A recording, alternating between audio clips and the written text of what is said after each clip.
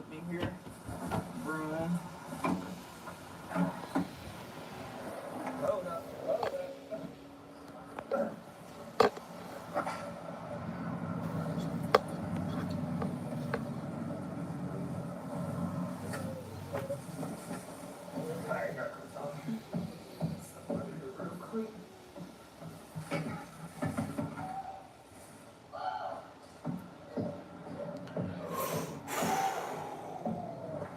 Yeah, boy. You keep quiet. I see. Got this little speaker. My sister coming to help me clean this mug. Got a lot of cleaning to do in this mug before I even bring my furniture in here. I hope we get to see the end results. You know, I'm cleaning up and all that. Tom, I swear, this place is about to be the best forever. Why is Tom just sitting right there like? I'm telling you. Hey, I can't wait. Oh, hey. Wait till y'all see what I'm about to do. This is gonna look completely different. I am just watching TV in the dark. And I got some air fresheners sold off because we need this mug to be aromaed up. You need me to turn on the light? Because I'm really not interested in turning on the light. But, okay. You need me to turn it on? Breeze plug-ins. These boys gonna aroma this mug for about 3 days straight. Get this mug smelling good. I got some candles too. All right, hold on. Let me sign this stuff real quick. For you, big smart one. For you. All right, tell me what I got, son. Big smart 01. Yeah, both copies. Yes, sir. Yes, sir. I ain't doing You know, it. Tom, I appreciate you, man. I appreciate you very much. Give me a shot. My day was... I gotta figure out which one is for you. Right. My day started off pretty Yeah. busy. I didn't really get enough sleep. And then I trucked it down the street to my grocery store and hauled up way too much food for the house, but at least we shouldn't have to go. Yes, I'm tired. But at least we shouldn't have to go to the grocery store for a while. Hopefully not. It may not be as nice as I originally wanted, but it's a home. Tom got those keys though. Here. No, one of them is this, not that. And one of them is the door, so you can get down to the basement. Excuse me, sir. Relax. Hey, relax, son. Okay, I know you live on. Stop like that, son. I'm watching this. You ever heard of Dante London? So you can get at the basement. Oh, You know how to turn on a hot water tank? I don't. Say hi to Blanco. They was gonna come here and do it, right? Did they gotta do it? I don't know whether they do it or not. They told me they had to get somebody else. You'll need that key because if consumers need to go downstairs. Yeah, I mean, Sometimes it's locked. okay. I started a movie earlier and I was about to go to sleep. I fell asleep to it. I mean, I was starting to fall asleep to it. And then someone called me, so I answered the phone. And then I ate. I ate macaroni and cheese, collard greens, and some sausage. No these is? My keys! Boy, I tell you, boy. That's where the key on the So this guy, heck yeah, man. Our key for the apartment, man. Hey, he been looking around for an apartment and okay, he ain't paying no attention to me. We gonna make this mug crazy. he got denied and he was super sad about it, and now he's just going ballistic about a new apartment. I mean, it's one that he didn't like, but I'm just waiting around to see if it's gonna be like furnished by the end or whatnot. He's acting extremely excited.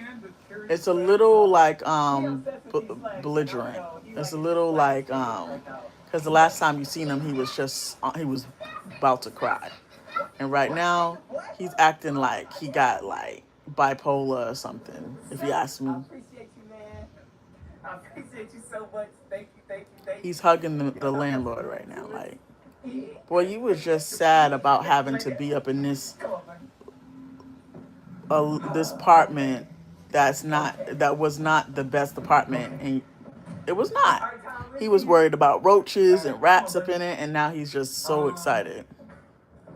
My plans for tomorrow, I don't have any plans for tomorrow. This is I had plans for today, but they got this is day canceled. one. Thank you. Got a lot They got canceled. God came through. I didn't have to go and take care of no business. The business was automatically confirmed for me through via email and through text message, like, oh, your application has been approved. And I thought I was gonna have to go down there and say, hey, I thought you guys said that my application was gonna be approved in 2 days, and that was last week Monday. So yesterday, Monday, what did I do yesterday? I was busy with something yesterday. I forgot. Oh yeah, I went and helped a friend out. And today I was gonna go, but I didn't need to. So I chilled. Well, I was pretty busy earlier this morning. My daughter made macaroni and cheese. She made dinner. I just wanted to bring a little something, just a little something, just to give it that feel. And now he's very overwhelmed. Happy that he got this apartment. I'm having my furniture moved, so it's gonna be crazy. Just how y'all gonna see how it's gonna look with my furniture and my 82-inch TV and my fireplace, and my big rug. I got a big, huge, great rug. I'm gonna put right His here. name's Dante London up on It's gonna here. be absolutely amazing. So gray. Why I need a lot of sleep, Big Smart One. Big Smart 01. Why I need a lot of sleep. I got this big picture from Burlington that I'm getting. Was gonna get it today. I'm gonna go to sleep at some point. Before I started like buying like. Hopefully not after midnight. All right. But I decided to come up on here and go live. Try Nature Made. Limu, Limu, and Dog. Introducing the new Flawless, the new Full of Life matte. New Double Wear. A matte made for more, just like you. Hold on, guys. Now with more colors and shades. Because you said you are tired and I think you are stressed. With up to 36 hours of long wear. Why do you think I'm stressed? Flexible. More dimension, Because never flat matte. I don't feel like coming on here. With oil control and Is that why you think I'm stressed? Nothing this foundation can't do, and nothing you can't Limu, Limu, and Dog. We knew we could do this, and we knew we could be a great partner for you. Yeah, I don't really have anything to be stressed about, honestly. Who we were and I what honestly our don't have business anything to that be much. stressed about Not at all. everybody understood the vision and making it a gift to the sport. Oh yeah, remember when you was asking me about This is outstandingly successful. What's you successful asked about me this how do I is get through you're with bad us every days or step something of like the way. that? That's how you And I was trying to tell you that I really don't have bad days. I be having bad moments, but not bad days. And the most recent bad situation that I had was when I found out that the car that got repossessed in 2024, they're suing me, talking about I owe them $11,000, right? So I threw the thing away. I threw the whatever it's called document away in the trash. And then something told me to take it out,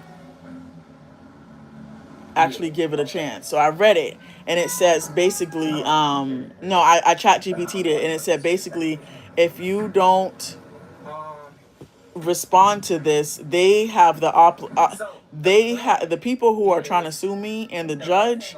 If I don't respond to this, they basically are have the opportunity to say, okay, I'm just gonna garnish her wages and get my money regardless. But instead, chat said to go ahead and try to debunk this line by line according to whatever they say, If you agree, you agree. If you don't agree, say you don't agree and why you don't agree.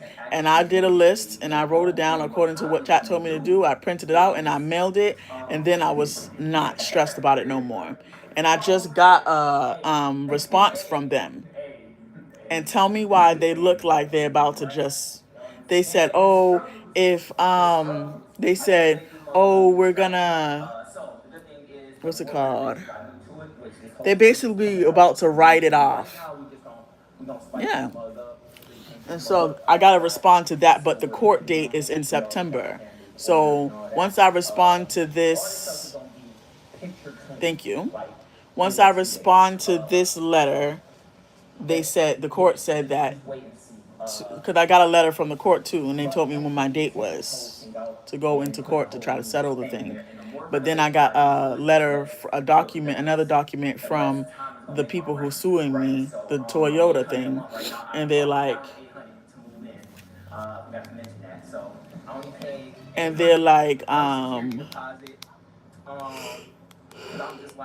we're gonna write this off if A, B, C, and D or whatever.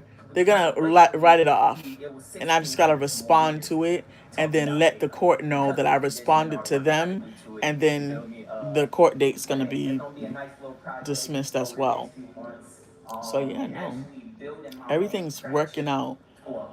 Everything is working together for my good. Everything is working together. So that's an actual a Bible verse, guys. I don't know which Bible verse it is. Everything is working together for your good. I can't tell you which one that is, which scripture. Oh, okay. It's my diary. Everything is. I can't tell you where that is though. Leo, baby, we got a crib. We got a home. Oh, what the police doing over here? Oh shoot, boy! I tell you, boy. I'm gonna get all this cut. I'm gonna look it up real quick. What's the scripture? Everything is. So I'm back. Google says that it is Romans 8:28. Yeah, so definitely not like. And I know that all things work together for my good. And I know 8:28. And I know that all things work together for my good. And we know that for those who love God, all things work together for good. For those who are called according to his purpose. That's me. Wait, what? I got a little project on my hands. I love the Lord. I love the Lord. But my whole family on board with me. My sister gonna help me. And it's not so cliche as I read the words on my keychain. Seriously. Yeah, no. And she just got to go to bed early. And the Bible also says somewhere in John, I think it's John 14, that if you love the Lord, you will follow his commandments. You can't just say you love the Lord, so you have to act like it. Thank you. I'm super excited. I'm super hot. Where's the controller? Yeah.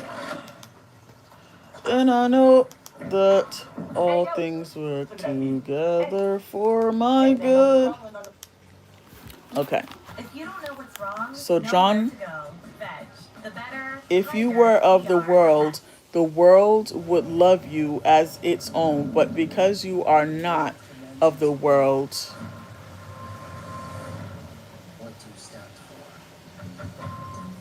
but I chose you out of the world. Therefore, the world hates you.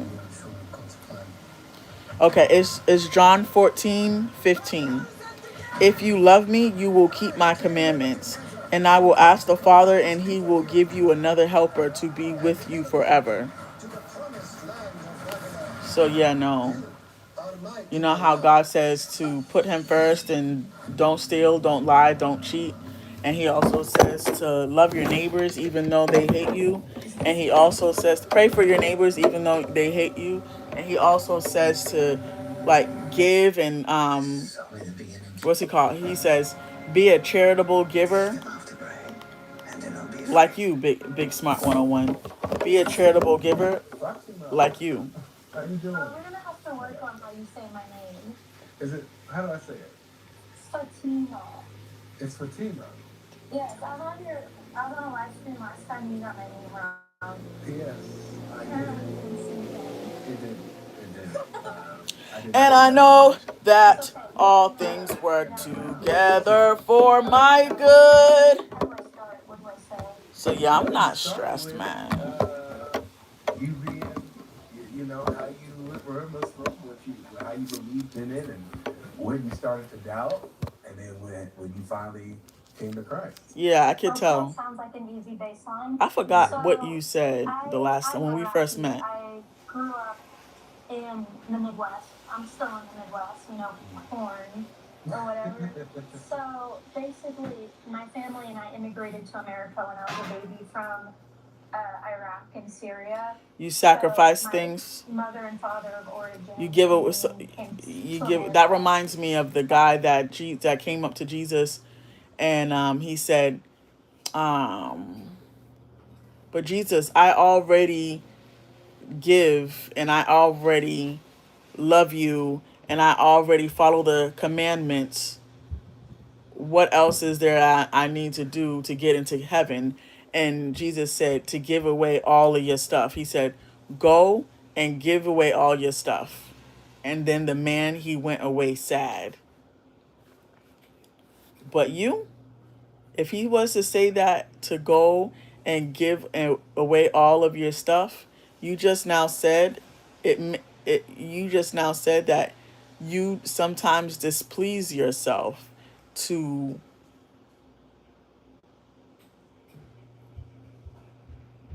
please people and you don't feel bad. So that just told me that if Jesus was to tell you to give away all your stuff, you would go do that so that you can please other people.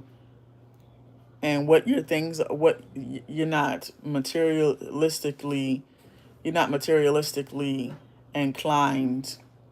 Whereas that when you have to give up your things to help other people, it makes you feel alive. So yeah, that's a hard thing to do, you know. Some people, I don't struggle with it, but I know that I would struggle with, like, if somebody said, "Oh, if God told me to give someone my phone," like I just paid $100 and something for my phone, and I just paid the service for it too, so forth and so on.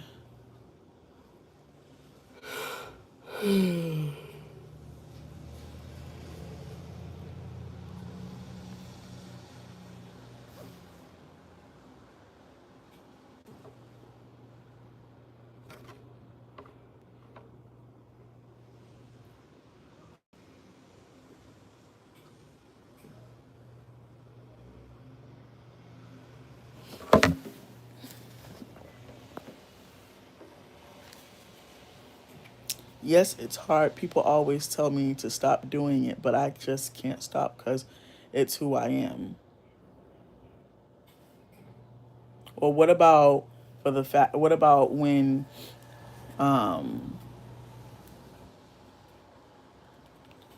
so let's say you give somebody the socks off of your feet, right? But you weren't really supposed to give them the socks off your feet. You just wanted to give someone the socks off of your feet. And then you get sick.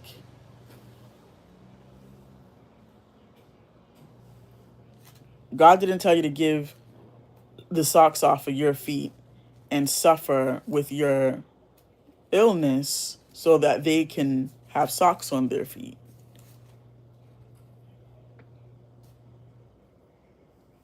For example,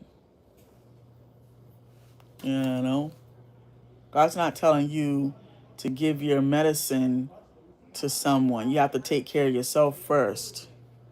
What's up, 6'7"? You got to make sure you take care of yourself, and if you have extra, then give it to someone else. Not sure what your situation is and if this is what you mean by. Refugees. I don't actually know the whole Yeah. lore, but that's what I've come to understand of it. So I grew up Muslim. I came to know the Lord when I was 12. When I was Muslim, Well, yeah, it was pretty incredible. So a lot Thank of you. why I converted Yeah, I feel a little was bit better. That's because Big Smart 10. actually I had a Big teacher. Smart I was 01 listening is to like middle school, and I had making this me teacher think who about shared certain the gospel things. with me. It took about several months before, you know, of me like building trust with him for him to like for me to feel like, okay, like this guy kind of knows Right. a thing or two about Jesus. And, But yeah, but before no, that, definitely. That's it. That's okay. That's not the kind of stuff that's like life or death. like Would a you lot of give why I started someone confiding in your him was because house and sleep on the street? I grew up in a really abusive situation, so it was a very hard place to live. It was a really negative environment, and so I started getting depressed. My depression like started. Thank you, Angelica. Shout out to you, Angelica. I was about 9 years old when it started. I just didn't really feel like coming up on here. It's just like Womanhood or whatever.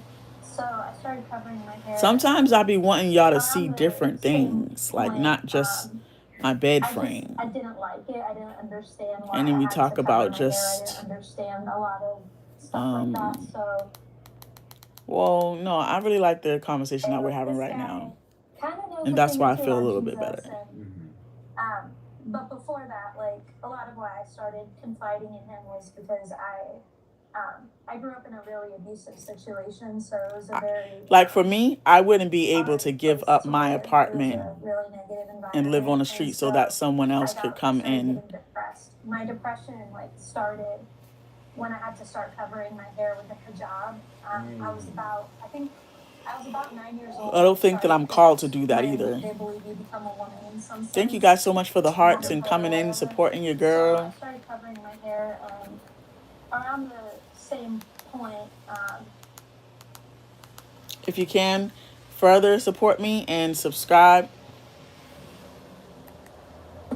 It took about several months. See how to espresso. You know, of me like building trust with him for him to like for me to feel like, okay, like this guy kind of knows a thing or two about Jesus. And but before that, like a lot of why I started confiding in him was because I grew up in a really abusive situation, so it was a very hard place to live. It was a really negative environment, and so I started getting depressed. My depression like started when I had to start covering my hair with a hijab. I was about 9 years old. Oh, there you go. Because that's when they believe you become a woman in some sense, womanhood or whatever. So I started covering my hair around the same point. I didn't like it. I didn't understand why I had to cover my hair. I didn't understand. Thank you for the sub. Stuff like that. So I just started becoming depressed because of the way I was getting treated. What's up with my We went back to Iraq when I was 10 to visit some family due to a family member's passing. And I think that was like the most enlightening, in a horrible way, experience I've ever really had. Like I would never go back there. God would have to move a mountain to get me to go back to the Middle East because it's not a healthy place. And thank you. I was in Iraq, and so I was severely mistreated. I mean, mind you, I was only 10. I remember rarely being able to leave the house in the Middle East, and if I did, I had to be accompanied by an older person or a man. Yep. And I'm definitely trying my And best there were coming just up a on lot this of live things that were today. really toxic I said about, I'm gonna I come mean, just live really abusive, every day for honestly. the month of Especially July. to the It's the point in my life 21st, now where right? I have a hard time seeing a Muslim family and not thinking there's probably more than what meets the eye, you know? Because Yep. I've So I've known been so going many live for Muslim for families 21 days that I straight. just regularly That's saw abuse take hard, place, and it was just a Angelica. normal thing. Mm. So, yeah, so I was Thank just a really you, Big depressed Smart kid, very 01. self-harming, and it got to the point when I was 12 years old, and I just remember like I was practicing the Islamic stuff. I was fasting, I was praying, and it just It's wasn't 9 working. o'clock. It Maybe I wasn't should go to helping. bed after And this so video. It's a I 40-minute remember just video. praying, like not even really praying. Yep, I'm But I staying just remember saying, consistent. like, God, if you're real, It's you're gonna have to hard. save me, because if you don't, I'm gonna I read a book get about because I feel like I had a losing to it. consistency, positive. And so Nope, it's called The that's Power when of my teacher Discipline. actually got put in the It is so accelerated hard for program, because human they found out I beings to be consistent. That's why when we set our New Year's resolutions, it's they short lived. Like some people go for 1 month, some people go for 2 months, some people go for 3 months, but it's not really a long term resolution. It doesn't end up being that because human beings. Thank you.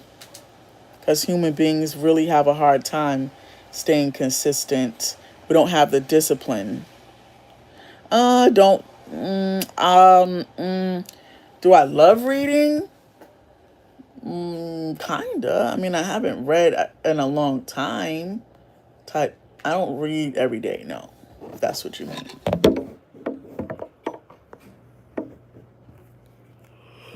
I don't read every day, but I've read some pretty good, significant books. You know, Power of Positivity. That book, it really helped me through a difficult time that I was having before I found Jesus. So, human beings, we struggle with the discipline, mental discipline, to stay consistent and to break habits and to think positively. So we give up too easily because we're so used to incredible. So doing the things that bring comfort. And the thing, it's called Power of Discipline. That's the name of the book. And you guys should read it. It's going to give you some psychology on the way that our minds work as human beings. And you're going to relate to some things. Because people be like, what's your New Year's resolution? What's your New Year's resolution? And then you hear some people say, I want to start going to the gym more. Or I want to start doing these things more. And then you know that it doesn't stay like that for the rest of the year. That's okay, Angelica. Thank you for coming on in, and thank you for subscribing as well. really didn't sink in. It didn't. It didn't. I did not get that revelation. It's This okay. time. You got it now, though. You I got it now. Bro, I left you speechless.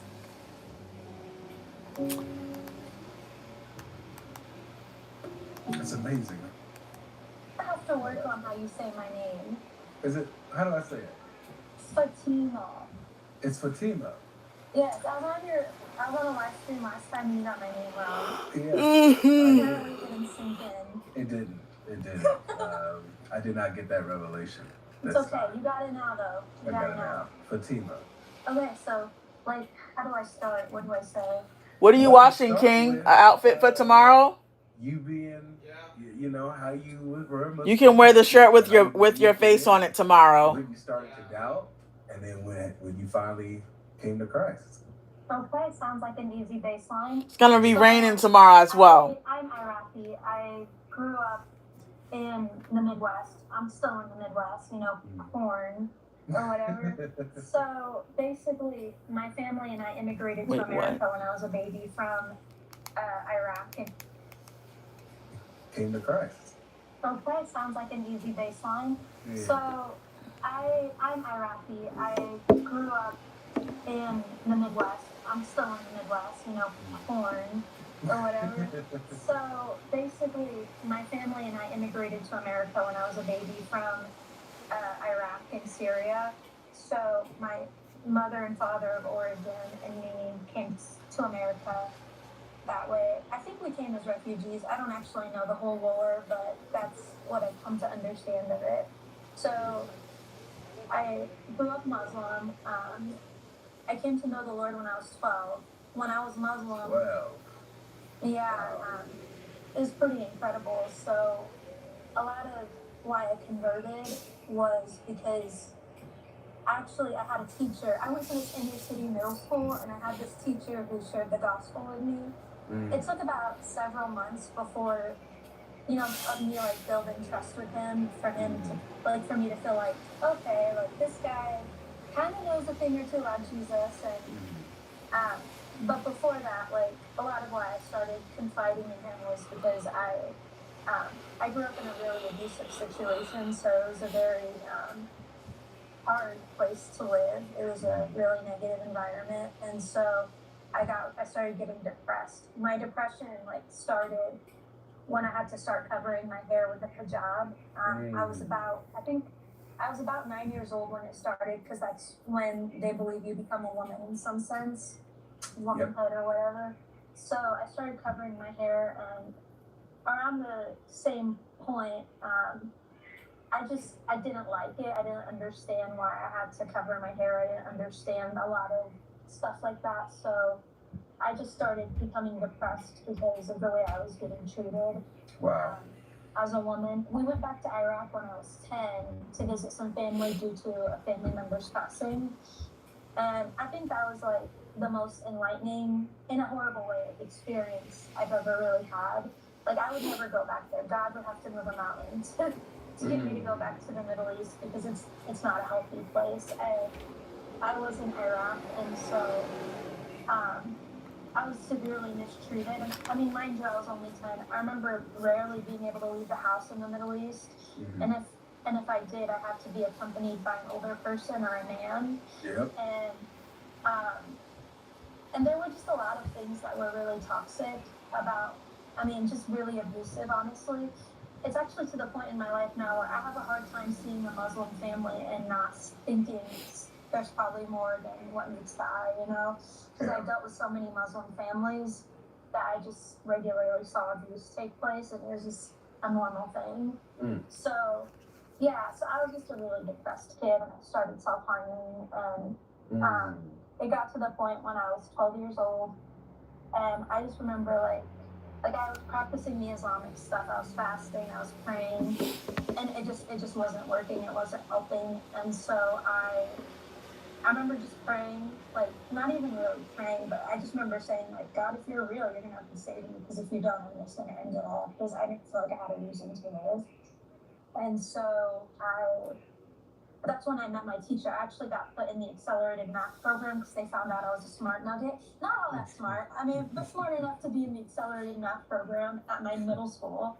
Yeah. So, and my teacher, he was new, and he was coming in as just a fresh teacher for that school, and so I got to know him, and I remember, like, this is what started it. Was I looked at him, it was after school one day, and I was like, oh yeah, my parents don't really think my parents don't really like me very much. I remember just saying something like that offhanded, and he was like, really? I like you. Like, can I call your parents and tell them how great you're doing at school? And I was like, no, don't do that. I'll get in a lot of trouble if they hear anything about me. Like, they want to be as away from my situation as possible.